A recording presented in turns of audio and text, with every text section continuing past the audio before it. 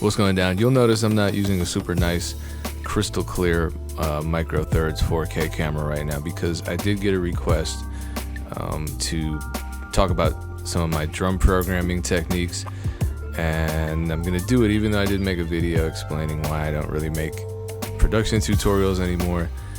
So all 300 viewers of this video, thank you, and hopefully you subscribe and help me out because this crawl to 100,000 subscribers is long. Anyway, I hope you're all staying safe and sane throughout this pandemic and the subsequent quarantine. I'm antisocial to begin with, so at least that part isn't that much of an adjustment for me. Anyway, I uploaded a track called White Sands and got a comment asking me how I made the drums so realistic. Let me actually read the comments so I'm not misquoting the comments. Those drums are crazy. How did you get that live drum sound? Okay, cool. So many years ago, I won't say who. It's a really high profile, multi-Grammy award winning producer who's still producing #1 hits right now. I had a conversation with him, and in the nicest way possible, he told me my drums were whack.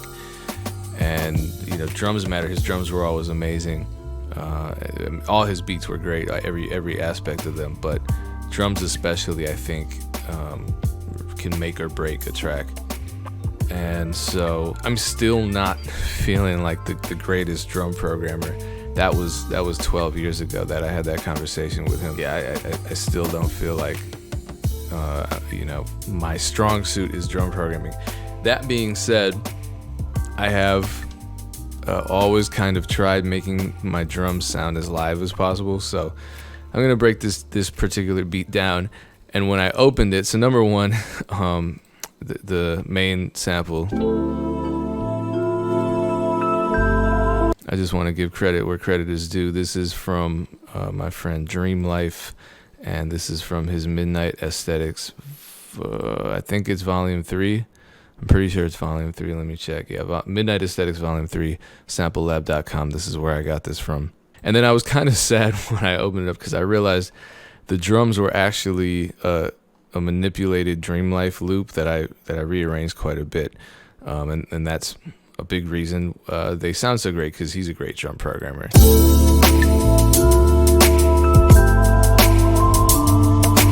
But I'm not gonna just end the video there.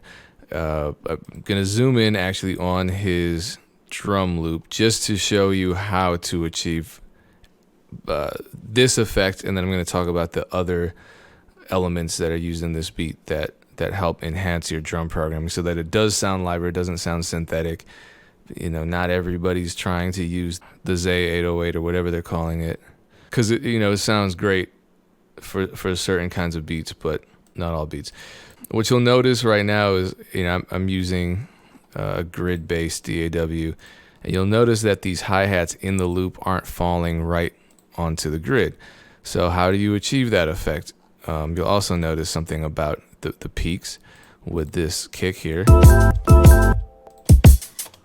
You'll notice that this kick that's coming in before the downbeat kick has a much quieter peak, just visibly quieter. The snares are still hitting right on the 2 and the 4. The hi-hats are definitely swung. And what I mean by that is that the hi-hats are behind the beat.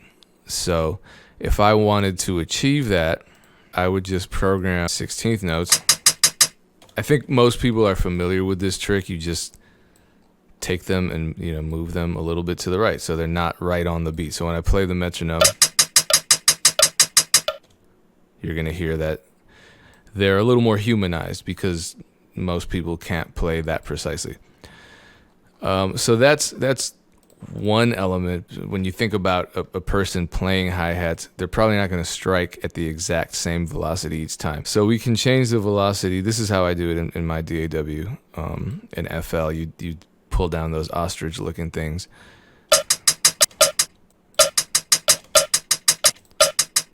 So this sounds more realistic or more humanized than this. That's way more robotic sounding. It's a little too perfect. So what I would do is I would copy and paste that, and then take that and slide it over. The nice thing about this hi-hat, and this is from the Dream Life Purple Pack, is that there's already a little silence in front of these hi-hats, so you don't necessarily have to move them to the right to achieve that effect. But I'm just going to move it to the right a little bit anyway. And then I'll stick with the Dream Life kit. Let me get a good sounding kick. And I'm going to add my kick in. And as you can see, what he's doing is, instead of just programming the kick like so, and this would just be another 16th note leading up to the downbeat, because that's a little too robotic, he's actually swinging it as well, much like we just swung the hi-hats. Sounds a little more natural. Also, the velocity on this particular kick is lower than the one here. Let me take off the metronome. So this is what you'll get.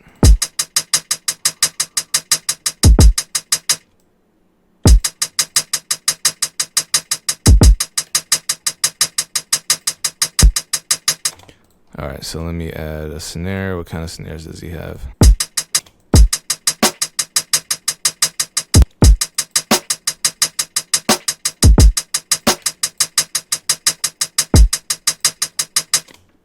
So now we have that loop. Let me bring back my little claps because they sounded nice.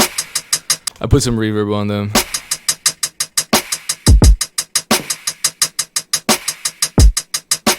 So I'm just going to remove his loop from the equation, and we're going to listen to my new drums.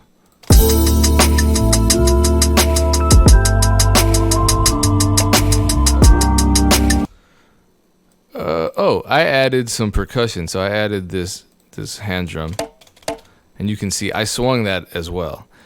I just wanted to create this kind of band atmosphere, and so, you know, bands oftentimes, especially bands in the 70s, 60s and 70s, would have some kind of percussionist in them. It's not just a drum set, you know what I mean? So I put that in there, swung it,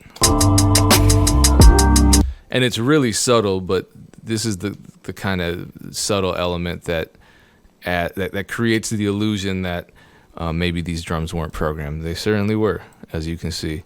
What else? Oh, the intro, this tom fill, roll, tom fill, whatever. You'll notice that these are all over the place too, and that's why I used it. Check it out. It's one of those imperfect, humanized tom fills, and I've created a kit like that. I actually have volume 3 done. I just haven't released it yet. When I do release it, it's going to be totally free. It's going to have stuff like this in it.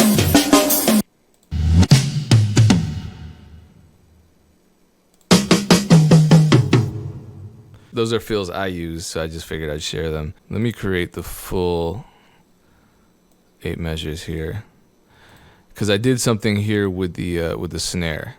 So what I did with the snare here is I created this kind of snare fill, which started off as not so complex, just kind of like this. Oh, with the drum here. Oh yeah, and then I added in the cymbals, the crash cymbals. Because, you know, I mean, just listen to songs that were created by bands. A lot of times at the end of the 8-bar section, there's this fill, and it builds up to a crescendo, and then it breaks back down. I think I made a video about this. I know I did it on Beat Club, so if you're not a member, join it. But if I did upload it, I think I talked about beat structuring, and how leading up to the end of the some people use 4 measure sections. In here, in this beat, I'm using an 8 measure section. So at the end of the 8 measure section, I'm adding this fill to crescendo up, to build the dynamic up, and then the dynamic breaks right back down. This is going to be the mark of the verse section. To me, this whole area is intended as the chorus section, so an 8-bar chorus. and that breaks down with this. It builds up with this fill and then breaks down into the verse section.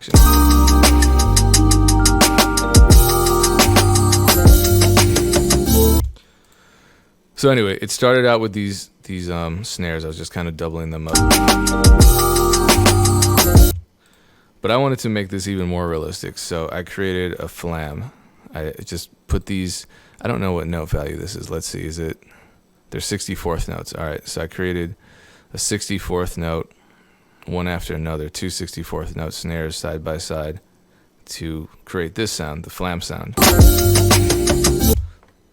That's kind of my secret. Oh, and then I swung this thing.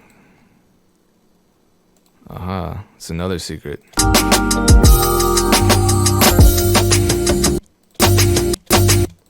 I'm just gonna put an extra one here. I think that sounds better. And then a kick here, just to mark the beginning of the verse section.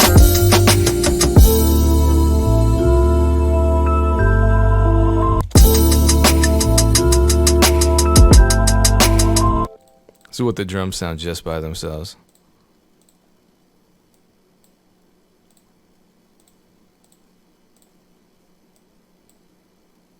Oh, little sprinkles from the vibe kit.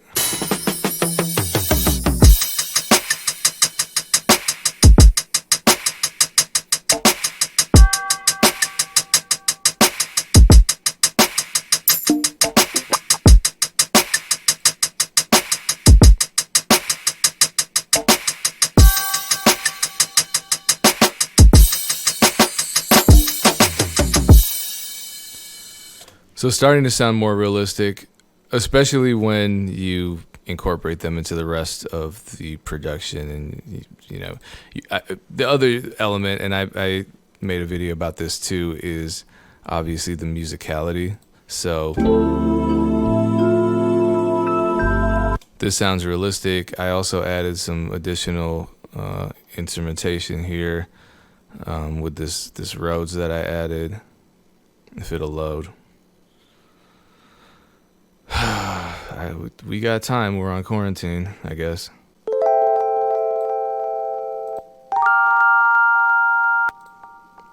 Just complements the Dream Life sample.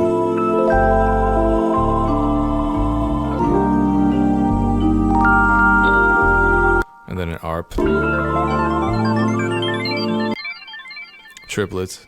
Just sounds nice. What else? So with regard to, let me backtrack, with regard to the hi-hat programming, because that was probably the most tedious part, if I'm being honest. There are definitely ways around that. One way around it is to just download all of Darrell Banks' The Vault kits. They're free. I'm always talking about them because I use them all the time. And he has folders in each volume that are labeled hi-hat loop. And these loops are humanized sounding. They're really versatile. So if you're making this kind of beat and you want that live feel, you can just drop these loops right into your DAW and achieve that without having to go through all the trouble of the velocity changes and the swinging and all that. But it's really not that hard either way. I do use these loops a lot, though, I will admit.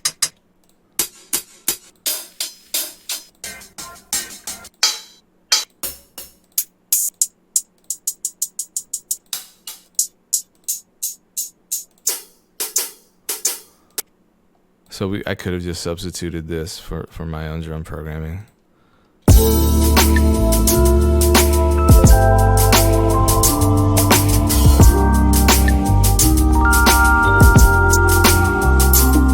And then I just saved a bunch of time to go to the grocery store and fight an entire family for hand sanitizer. So those are all my secrets. Those are all my drum programming superpowers. Hopefully I wasn't telling you a whole bunch of stuff that you already knew. And if you do want me to explain more of my production process in future videos, just leave a comment and let me know specifically what you would like me to cover.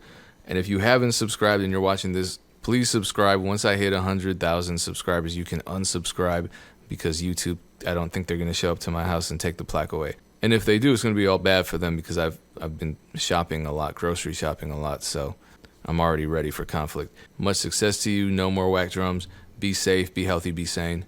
Appreciate you watching. Peace.